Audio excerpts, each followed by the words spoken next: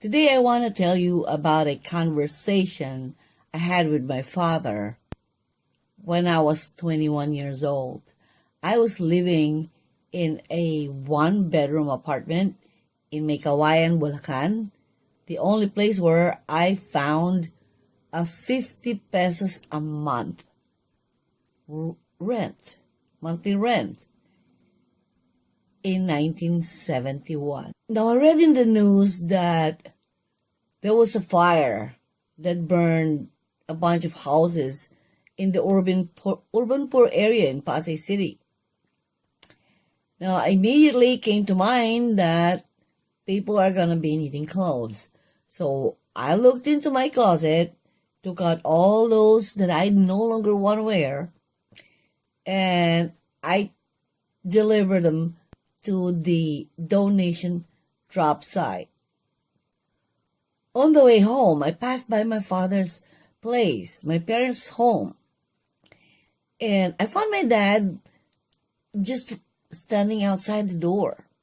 See, during those days, people treated the streets as their living room.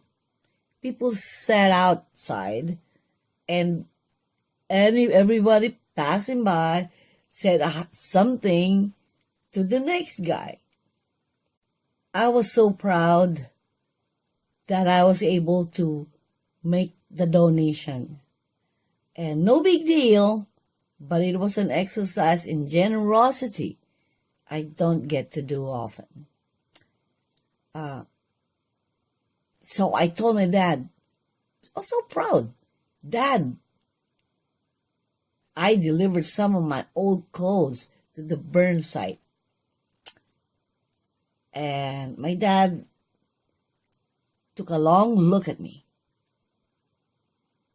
Then he said, "You should have included the ones you're wearing." I didn't know how to respond to that. He wasn't ridiculing what I was wearing. He was hurting that I looked as poor as the urban squatters I've been associating with since I left home at 17. You see, in my dad's generation, people worked hard to get out of poverty. In my generation,